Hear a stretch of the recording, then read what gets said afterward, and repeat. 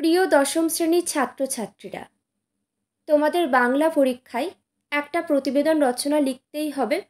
আর প্রতিবেদন রচনা তোমরা কিভাবে লিখবে সেই বিষয়ে আজ আমি সহজ সরল ভাষায় তোমাদের সামনে তুলে ধরছি। তোমরা মন দিয়ে শুনতে থাকো। আশা করছি বিষয়টা তোমাদের কাছে খুবই পরিষ্কার স্বচ্ছ হয়ে যাবে। তোমরা যে কোনো প্রতিবেদন অনায়াসেই কিন্তু লিখতে পারবে।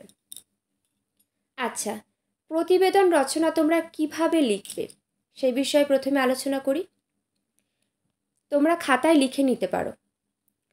প্রতিবেদন সবসময় সহজ সরল ভাষায় লেখা উচিত। একদম সহজ সরল ভাষায় কিন্তু প্রতিবেদন রচনা করবে।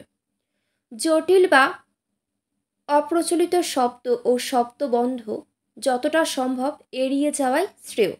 জটিল শব্দ তোমরা ব্যবহার করার চেষ্টা করবে না। একদম সহজ সরল ভাষায় লেখার চেষ্টা করবে। আচ্ছা, দেখো, প্রতিবেদনের শিরোনাম একটা গুরুত্বপূর্ণ অংশ। যে কোনো প্রতিবেদনের একটা টপিক শিরোনাম তো দেয়, সেই শিরোনামটা খুবই ভালো করে দেবে। প্রতিবেদনের শিরোনাম একটা গুরুত্বপূর্ণ অংশ। শিরোনাম এমন হওয়া উচিত যা প্রথম পাঠেই পাঠকের দৃষ্টি আকর্ষণ করে। যে পড়বে তার দৃষ্টি আকর্ষণ করবেই প্রতিবেদন।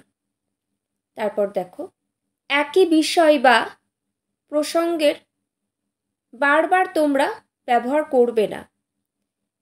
এতে প্রতিবেদন রচনাটা ঠিকঠাক লাগবে না, ঠিক ভালো লাগবে না। তারপর দেখো, প্রতিবেদন সদা সর্বদাই তথ্যমূলক রচনা। কল্পনার স্থান কিন্তু এখানে একেবারেই নেই।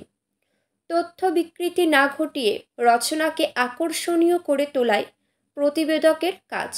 প্রত্যেকটা তথ্য কিন্তু যথাযথভাবে তোমরা তুলে ধরবে। এখানে তথ্যের কোনো বিকৃতি ঘটাবে না। প্রতিবেদনকে কোনো একটি বিষয়, বিশেষ দল বা সংগঠনের প্রতি পক্ষপাত আরোপ করা অনুচিত। প্রতিবেদকের দায়িত্বই হচ্ছে নিজে নিরপেক্ষ থেকে, সৎ থেকে সংবাদ পরিবেশন করা। মানে যে প্রতিবেদন রচনা করছে তাকে কিন্তু তার কোনো বিশেষ দল বা সংগঠনের প্রতি পক্ষপাতিত্ব থাকা একদম চলবে না।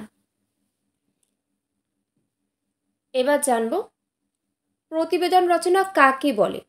সাধারণত সংবাদপত্রে প্রকাশের উদ্দেশ্যে বা কোনো প্রতিষ্ঠান কিংবা কোনো সংগঠনের বিবিধ কাজের বিবরণ দিয়ে একটি বিষয়কে যেভাবে তুলে ধরা হয় তাকেই বলা হয় প্রতিবেদন। আমরা সংবাদপত্র দেখি, তাই না? কোনো রিপোর্ট বা কোনো কিছু তুলে ধরা হয়েছে, তার প্রথমে বড় বড় করে হেডলাইন নাম লেখা থাকে। এগুলোই হলো প্রতিবেদন রচনা। কথাটির সাধারণ অর্থ বিবরণী বা রিপোর্ট। রাজনীতি নির্ভর, খেলাধুলো বিষয়ক, পরিবেশমূলক ইত্যাদি নানান প্রকারের প্রতিবেদন রচনা লিখতে দিতে পারে তোমাদেরকে। কয়েকটা গুরুত্বপূর্ণ প্রতিবেদন তোমাদেরকে বলছি, যেগুলো তোমরা বাড়িতে রচনা করবে, লিখবে। দূষণ প্রতিরোধে সেমিনারের আয়োজন। আরেকটি, মানব সুরক্ষায় এগিয়ে এলো মোবাইল। পরবর্তী, হাসপাতালের অমানবিক আচরণ। আরেকটি দিচ্ছি, মূল্যবৃদ্ধিতে জটিল হচ্ছে আর্থিক সমস্যা।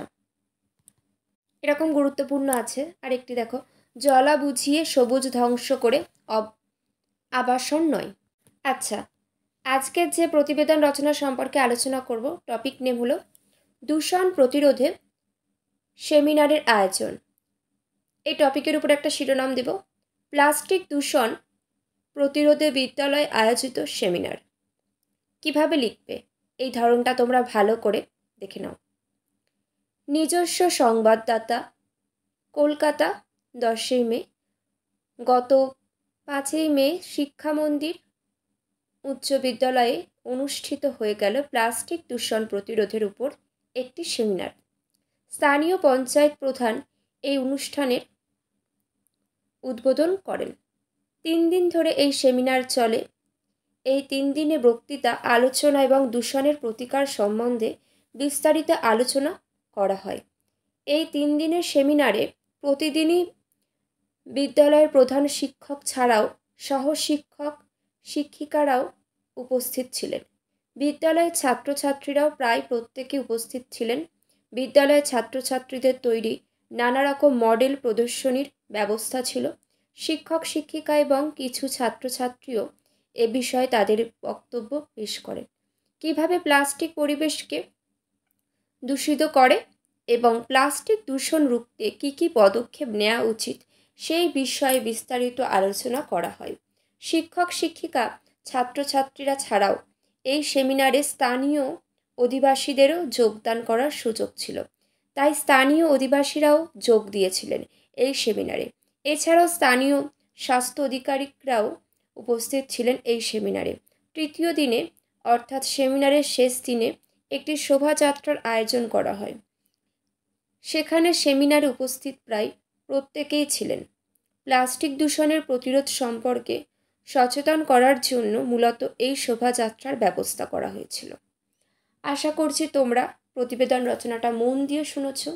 এখানে একটা স্কুল থেকে প্লাস্টিক দূষণ সম্পর্কে সেমিনারের আয়োজন করা হয়েছে। শিক্ষক শিক্ষিকা ছাত্রছাত্রী সকলেই উপস্থিত ছিল, সেই নিয়ে উল্লেখ করা হলো। তারপরে আমরা টপিকটা তুলে ধরলাম, কী কী সমস্যা সেই জিনিসগুলো তুলে ধরা হলো, কিভাবে সমস্যার সমাধান করা যায়। লাস্ট স্টেপে সমস্যার সমাধান নিয়ে বিস্তারিত আলোচনা করা হলো। এইভাবে কিন্তু প্রত্যেকটা প্রতিবেদন প্রায় লিখতে হয়, মানে যেমন তোমাদেরকে টপিক দেওয়া হয় সেই টপিকের উপরে তোমরা লিখবে। তো আজ এখানেই শেষ করলাম। সবাই মন দিয়ে পড়াশোনা করো, ভালো থেকো।